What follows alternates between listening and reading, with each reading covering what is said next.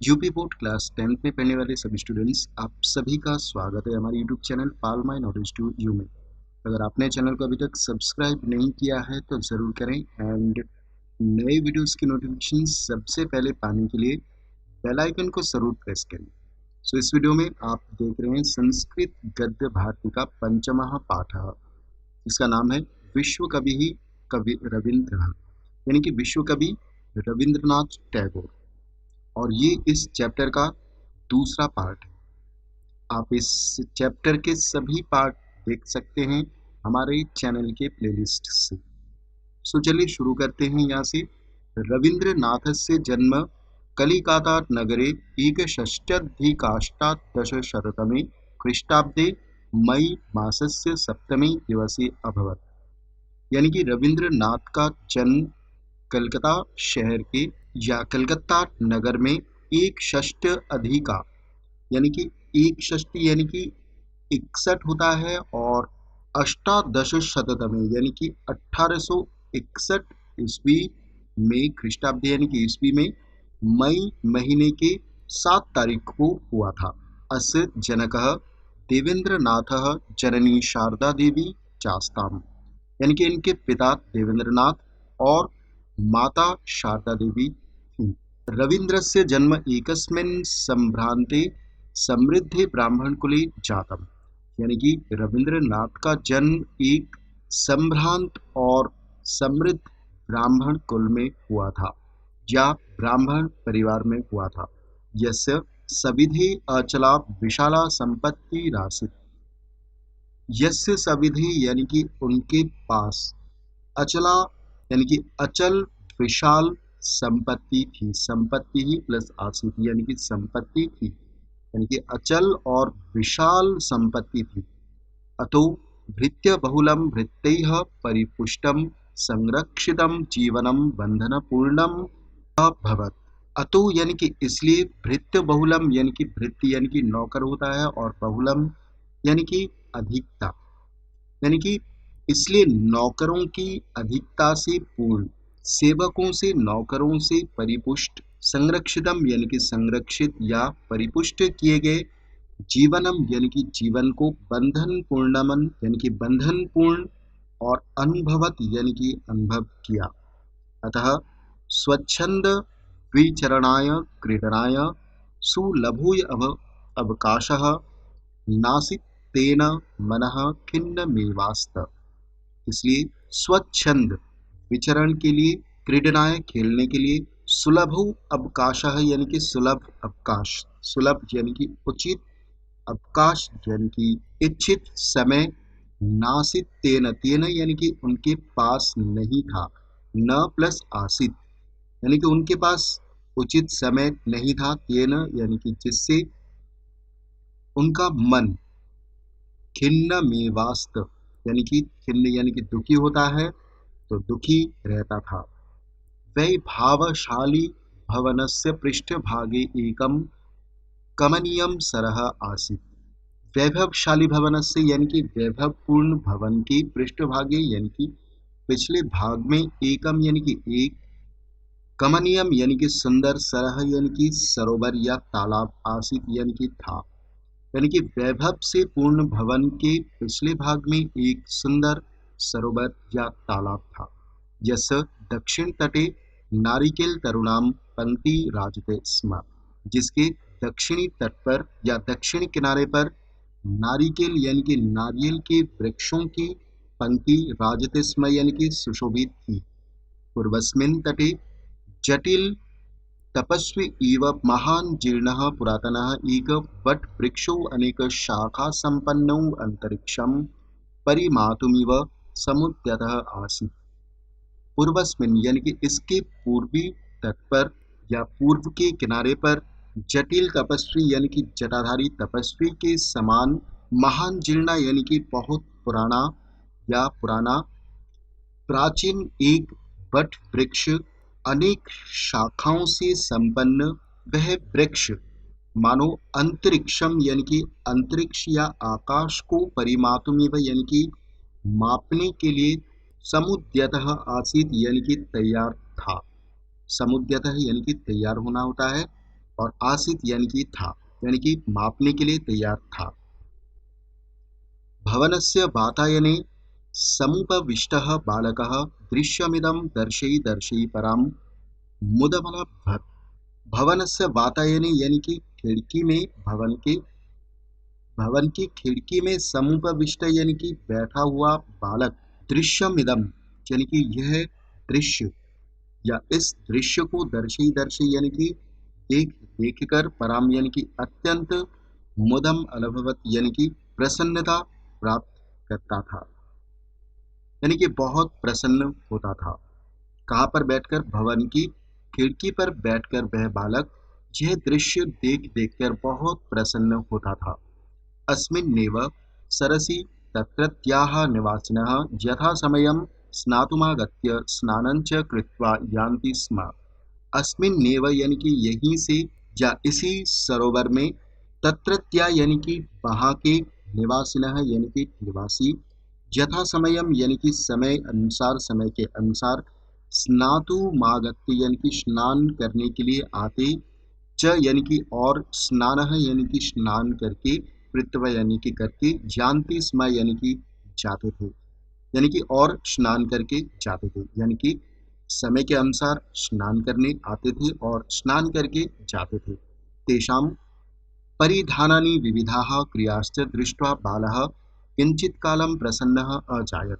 तेषां यानी कि उनके, परिधानानि यानी कि वस्त्रों, च यानी कि और, विविधा यानी कि विविध प्रकार के, क्रियाओं को, दृष्टवा यानी कि देखकर, बालक किंचित कालम यानी कि कुछ समय के लिए, प्रसन्न अजायत यानी कि प्रसन्न हो जाता था। मध्याह्नात् पश्चात सरोवरे शून्यतां भजति स्म। मध्याह्नात् पश्चात इसका अर्थ होता है दोपहर के बाद, सरोवरे यानी कि सरोवर, शून्यताम भजति स्म यानी कि निर्जन हो जाता था, यानी कि उस सरोवर में कोई नहीं आता था, इसलिए निर्जन हो जाता था दोपहर के पश्चात, यानी कि दोपहर तक ही लोग वहां स्नान करने आते और स्नान करके चले जाते थे। सायं पुनः बकाः हंसा जलक्रीकवाकवः विहंगाः कोलाहलं कुर्वाणाः स्थानानि लभन्ते स्म। सायं पुनः यानी कि शाम को, फिर से, बकाहा यानी कि बगुले, हंस, जलक्रिक वाकवह इसका अर्थ होता है जल के मुर्गे या जल मुर्गे, विहंगाहा यानी कि पक्षी, कोलाहलम कुर्वणाः यानी कि कोलाहल, कुर्बाणाः यानी कि करते हुए, स्थानानि लभन्ते स्म यानी कि स्थान प्राप्त कर लेते थे। तस्मिन् काले इदमेव कमनसरः बालकस्य मनोरंजनम अकरोत्। तस्मिन् काले यानी कि उस समय, इदमेव यानी कि यही, इदम प्लस इव होता है, इदम यानी कि यह, और इव एव यानी कि ही, यानी कि यही, कमन यानी कि सुंदर, और सरह यानी कि सरोवर, और यही सुंदर सरोवर बालक का या रविंद्र का मनोरंजनम यानी कि मनोरंजन, अकरोत यानी कि करता था। अब देखते हैं शिक्षा। रविन्द्रस्य प्राथमिकी शिक्षा गृहे एव जाता, यानी कि रविंद्र की प्राथमिक शिक्षा घर पर ही हुई थी। शिक्षणम बंग भाषायां प्रारभत।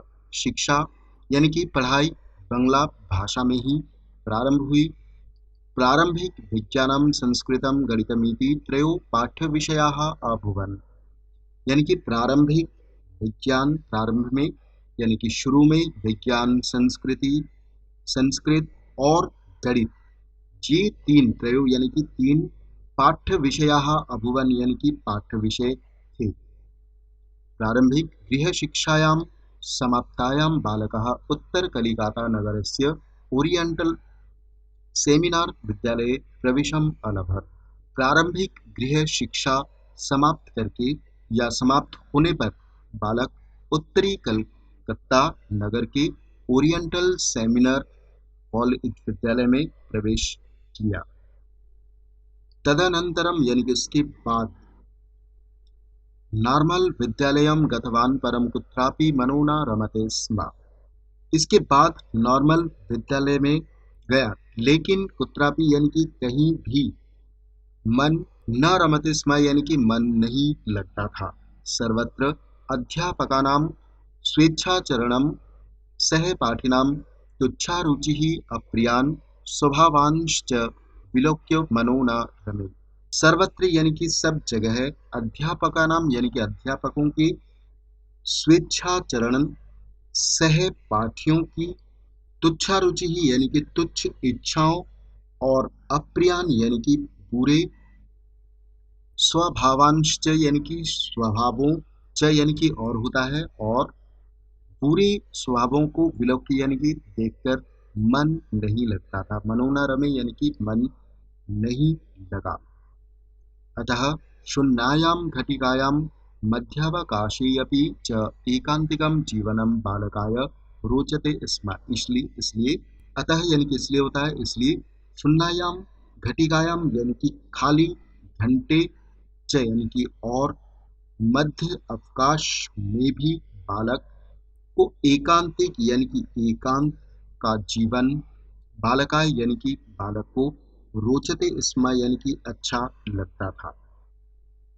यानी कि इसलिए खाली घंटे और मध्य अवकाश में भी एकांत का जीवन बालक को अच्छा लगता था।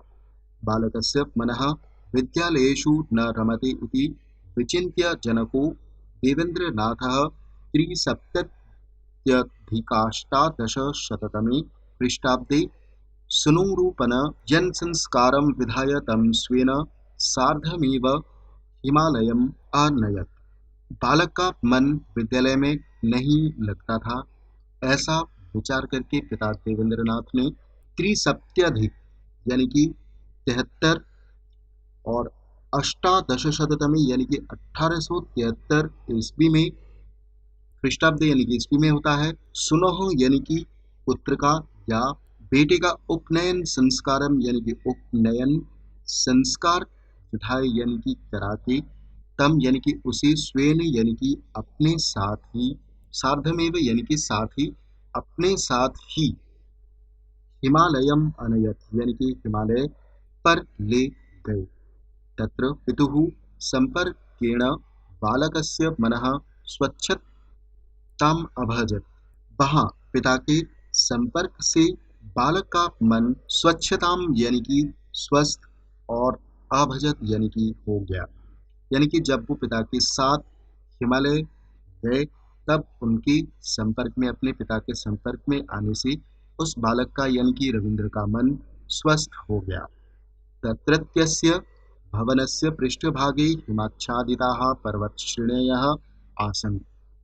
तत्रत्यस्य यानी कि वहाँ के तत्र यानी कि वहाँ होता है तो वहाँ के भवन के पिछले भाग में हिमालय से हिमाच्छादिता हिम यानी कि बर्फ होता है, बर्फ से ढकी हुई पर्वत श्रेणियां आसन यानी कि थी। यानी कि वहां के भवन के पिछले भाग में बर्फ से ढकी हुई पर्वत की श्रेणियां थी। भवनाभिमुखम शोभनानि सुषाद्वलानि क्षेत्राणि राजन्ते स्म। भवनाभिमुखम यानी कि भवन के सामने शोभनानि यानी कि सुंदर सुषाद्वलानि यानी कि सुंदर हरी घास के क्षेत्राणि यानी कि खेत राजन्ते स्म यानी कि सुशोभित थे। यानी कि भवन के जो सामने सुंदर हरी घास के खेत सुशोभित थे। अत्यत्यम प्राकृतिक जीवनम बालकस्य मनो नितराम अरमयत। यानी कि यहाँ के प्राकृतिक जीवन बालक का या प्राकृतिक जीवन ने बालक के मन को नितराम यानी कि अत्यंत प्रसन्न कर दिया। अरमयत यानी कि प्रसन्न कर दिया। जनको देवेन्द्रनाथः प्रतिदिवसं नवीनया पद्धत्या पाठयति स्म। जनक यानी कि पिता देवेंद्रनाथ ने प्रतिदिवसम यानी कि प्रतिदिन नवीनया यानी कि नई पद्धति से पाठयति स्म यानी कि पढ़ाते थे। पितुः पाठन शैली बालकाय रोचते स्म। यानी कि पिता का या पिता की पढ़ाने की जो शैली थी वो बालक को अच्छी लगती थी। रोचते स्म यानी कि अच्छी लगती थी। जैसा वो जिस विधि से जिस शैली से पिता रविंद्र को पढ़ाते थे वो शैली रविंद्र को बहुत अच्छी लगती थी। कालांतरम हिमालयात् प्रतिनिवृत्य पुनः विद्यालय्यां शिक्षां लेभे।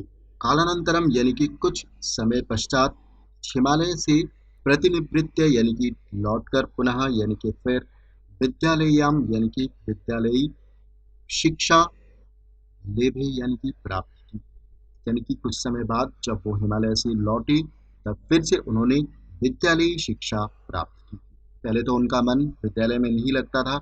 उसके बाद जब उनके पिता उनको हिमालय ले गए और उन्होंने अपनी शैली से उन्हें पढ़ाना शुरू कर दिया, तो उनको उनको जो उनके पिता पढ़ाते थे जिस शैली से, वो शैली उनको बहुत पसंद आती थी। और कुछ समय बाद जब वो हिमालय से लौटे तो फिर उन्होंने विद्यालयी शिक्षा प्राप्त की। तो यहाँ पर इस पार्ट को समाप्त करता हूँ। होप आपको ये पार्ट यहाँ तक समझ में आ गया होगा। इसके बाद में तीसरे पार्ट में इसके आगे से ट्रांसलेशन करूँगा। आप हमें अपनी राय कमेंट सेक्शन में ज़रूर बताएं और वीडियो को अधिक से अधिक लाइक, कमेंट एंड शेयर करें। मिलते हैं अगले वीडियो में।